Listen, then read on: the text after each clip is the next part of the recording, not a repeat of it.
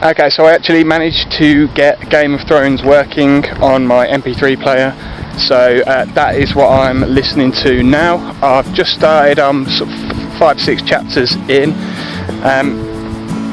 and I'm just on my way to, well, me and my dad bought 10 acres just down the road, which we're going to plant a cider orchard on.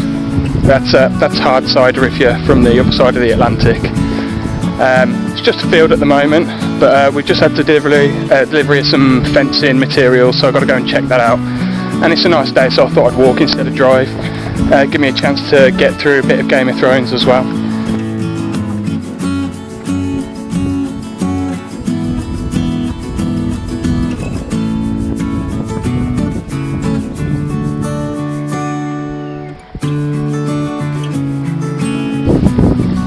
Okay, so I've listened to the first few chapters, and one thing that you get immediately is that everyone is absolutely ruthless, even the good guys, or who we're supposed to think of as the good guys. Ned Stark, basically the first time we see him, he's like beheading someone, and Catelyn Stark as well. She's got this. She basically just hates Jon Snow straight off the bat. I mean, understandably, he's the bastard. She believes he's the bastard son of her husband. So, there's reason behind it. But even these characters who are supposed to be noble, they're ruthless.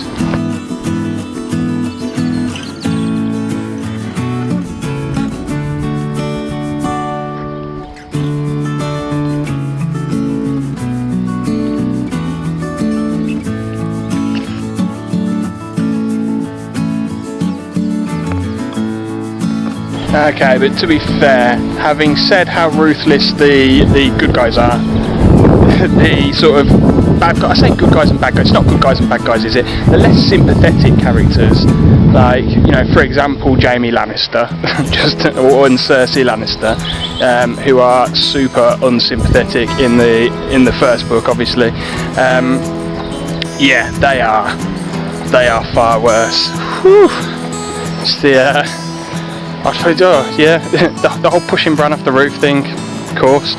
It's been a long time since I've watched the first series, and a long time since I read the physical books. Man, he's an arsehole. Anyway, just about to head through the village closest to my bit of land.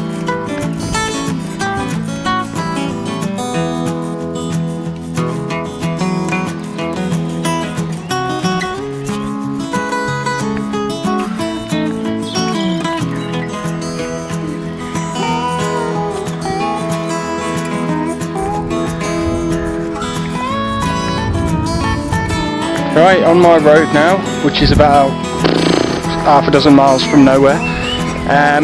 Well, yeah, I was just thinking, even the most sort of sympathetic characters in the TV show, so I'm talking Jon Snow, basically. I mean, even he has got he's got a real sense of bitterness about being a bastard in the books.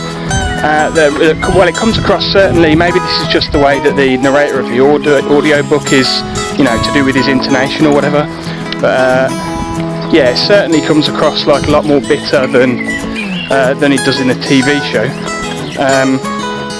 And also there's much more made of his conflict with Catelyn, Eddard Stark's wife.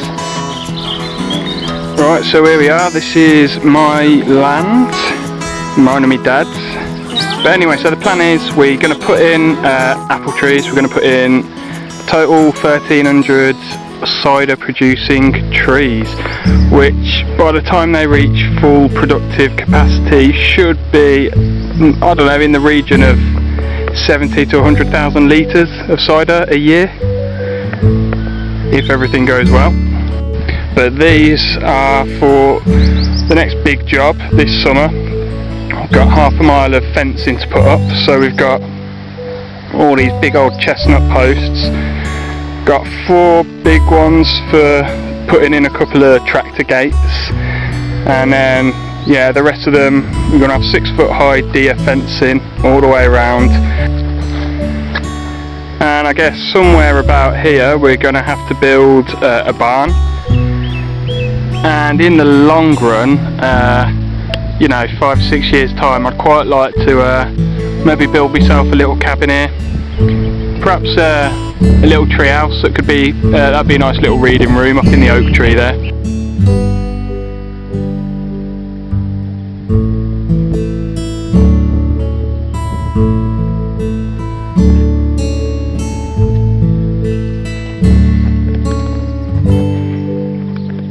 So it's quite interesting actually giving a reread to this series and kind of knowing what is coming. You catch a lot more of the, or I certainly catch a lot more of the foreshadowing, you know, things like all the crow sort of symbology around Bran and I mean even his name, you know, and all the whatchamajig stuff about all the stuff about Jon Snow's parentage. You know, it comes across a lot more, and you really can see just how much thought has gone into George R.R. Martin's writing. Yeah, good stuff.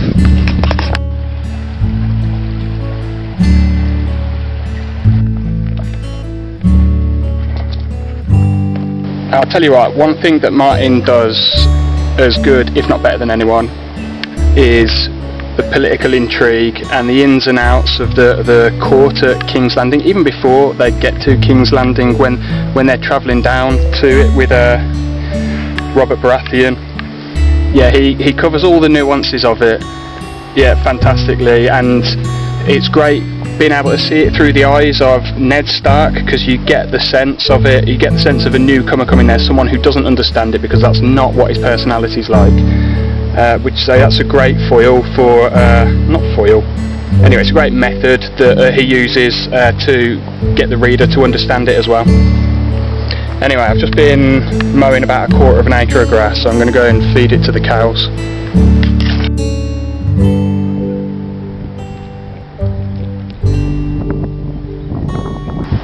So this is Folly and Dinky, and Coco's just the other end of the field. And these girls are why we never have to buy milk or cheese or yogurt.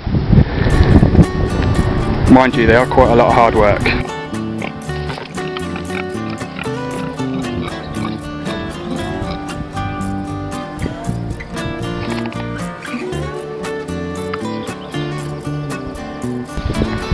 This is Solon. He's named after the Greek lawmaker, if you can believe that. Couple of months old now.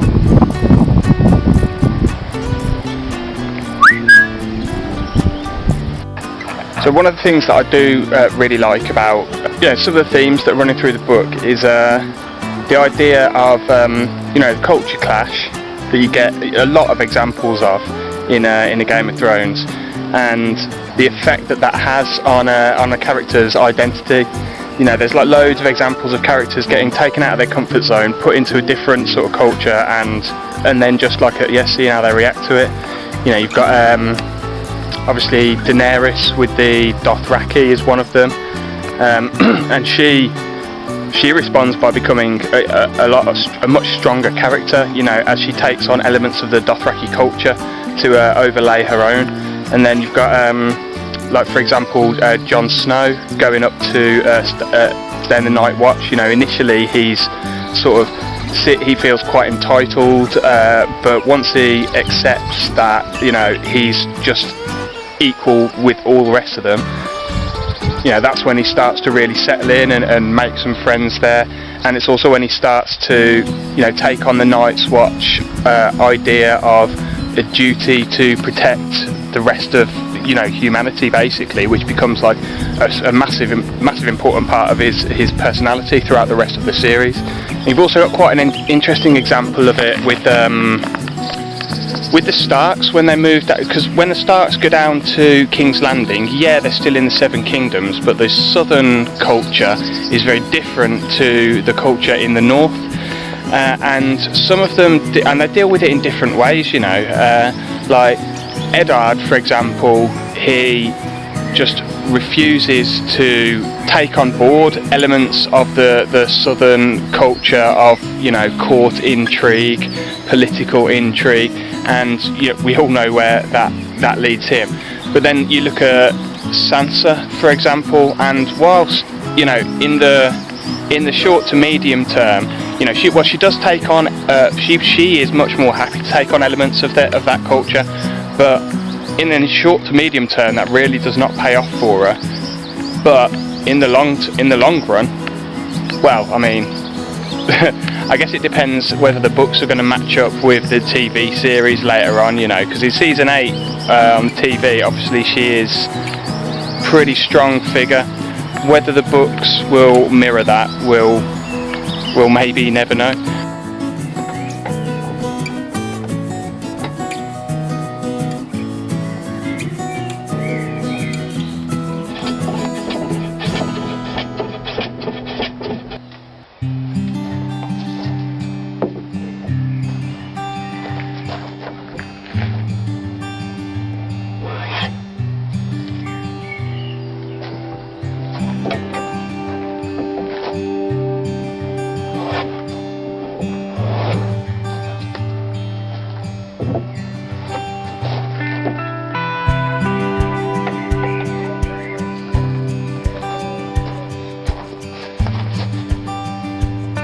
Okay, so this is a bit of wood, it's some lime, and I split a board out of a tree trunk that we had lying around, because what I want to do is carve it into a couple of panels to go in, well, the headboard of this bed. I built the bed like last year. It's got some of my history books underneath, and what I want to do is put a carved panel in here and also here.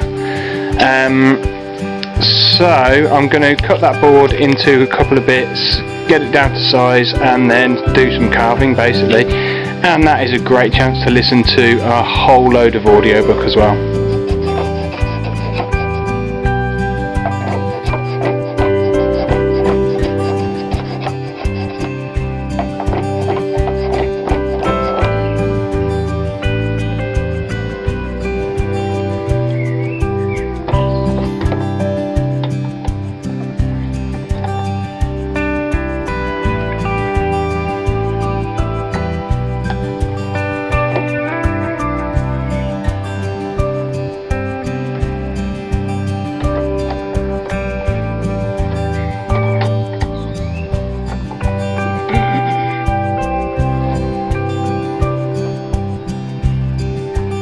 Okay, so I'm probably 3/4 of the way through or something, and we're really getting one of the themes coming through strong of power corrupting.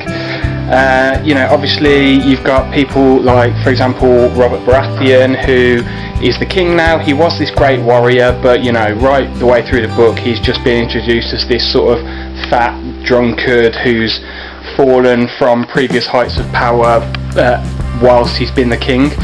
Then you've got like a Cersei Lannister, for example, as well, who, I mean, obviously is involved in some pretty nasty plots, intrigues. There is some hint that she was perhaps slightly more idealistic when she was first betrothed to Robert Baratheon, but once she became the queen, when she found out that he didn't actually love her, he just wanted her for this alliance with another powerful family, that has embittered her to become the sort of fallen figure that she is. You've got Joffrey, who's been kind of raised with the promise of future power. He's the heir to the throne, and he's turned out to be a pretty nasty piece of work, well, a very nasty piece of work. And we've even now got someone as who's been portrayed as noble and as honourable as Ned Stark, who is starting to be corrupted by power as well. He was willing to bribe Littlefinger to get the King's Guard, not the King's Guard, the city guard on his side when Robert Baratheon died, but then you see that as soon as he starts to get involved in this world of political intrigue, it comes back to bite him and he is immediately imprisoned. So yeah, the corruption of power is big theme through the first book of the A Song of Ice and Fire series. Okay, so I've got the panel to the right shape now. I just need to get it to the right thickness.